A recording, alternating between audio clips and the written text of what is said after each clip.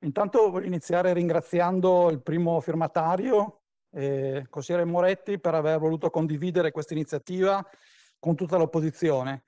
Io ero il primo firmatario della mozione sulla commissione d'inchiesta, all'epoca avevo condiviso anche con i colleghi questa iniziativa e mi fa piacere che il collega abbia voluto fare lo stesso. Avrei voluto iniziare dicendo che ero sicuro che questa commissione sarebbe stata approvata da tutta la maggioranza, perché rifacendomi alle parole del presidente Fedriga, questa amministrazione è per la massima trasparenza. Allora, o si è per la massima trasparenza e si vuole andare ad approfondire le cose, oppure non lo si è. Oppure non lo si è. E quindi bisogna vedere dalle parole se queste parole si tramutano nei fatti oppure ai cittadini si dice siamo per la massima trasparenza e poi invece non c'è la volontà di fare chiarezza e non c'è la volontà di far emergere la verità. Mi ricordo quando è stata bocciata la commissione che ho proposto io, sono state accampate moltissime scuse. La prima era che su questi argomenti non si fanno le commissioni. Peccato che abbiamo visto nella Regione Veneto, ma abbiamo visto a livello nazionale, Salvini chiedere la commissione d'inchiesta. Allora, ma di che partito fate parte? Cioè, a livello nazionale vi comportate in un modo e qua vi comportate in un altro, per opportunismo.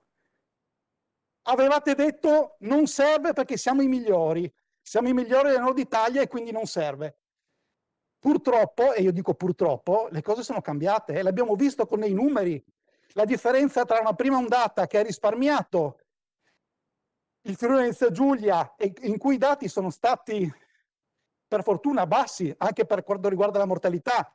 Vediamo i dati Istat del 5 marzo, parlano di un più 9% rispetto alla mortalità in Friuli Venezia Giulia, miglior dato del nord-est. Vediamo l'inizio della seconda ondata, per cui i mesi di novembre e dicembre, dove l'Istat dice che in Friuli Venezia Giulia è stato uno degli aumenti maggiori. Parliamo di più 45,6%. E se guardiamo i dati Istat più aggiornati, i primi 3 mesi dell'anno, abbiamo il triste primato di eccesso di mortalità, con più 23,7% sulla mortalità totale. Il secondo ha 15,8%, noi abbiamo 23,7%.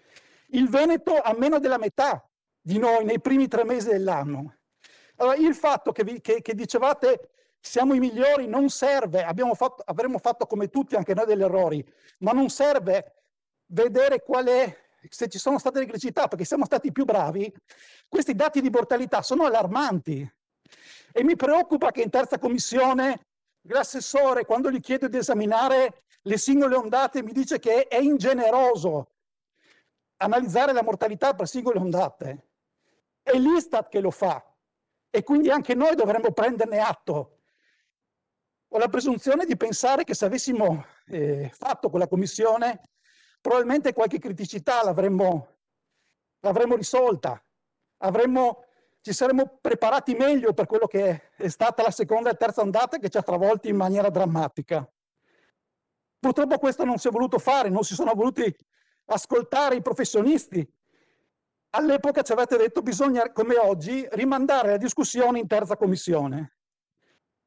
Io riconosco che non è tutta colpa del presidente Moras, però se le domande fatte ai sensi del regolamento, e cito alcune di queste, illustrazione dei piani pandemici, 1° ottobre, fatta ai sensi dell'articolo 35,3 del regolamento interno, entro 10 giorni, parliamo di diversi mesi.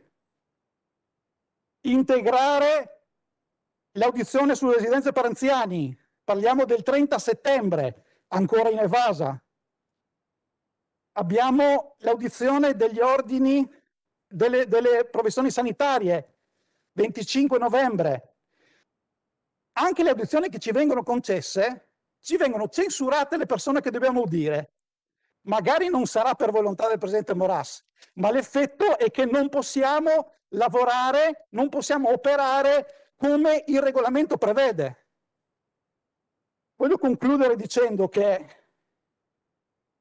probabilmente se io avessi scritto questa mozione l'avrei scritta in maniera diversa, meno l'acqua di rose.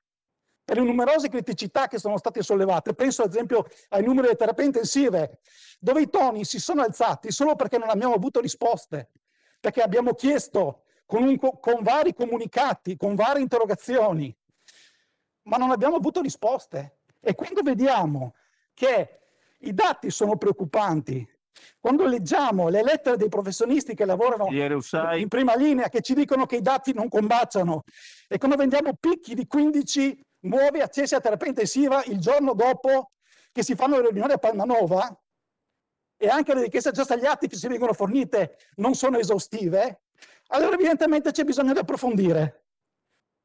Perché, e concludo, come dicono gli stessi professionisti, a volte sembra addirittura che a nessuno interessi sentire i principali attori del sistema, o addirittura si abbia paura di sentire i veri problemi. Grazie. Grazie.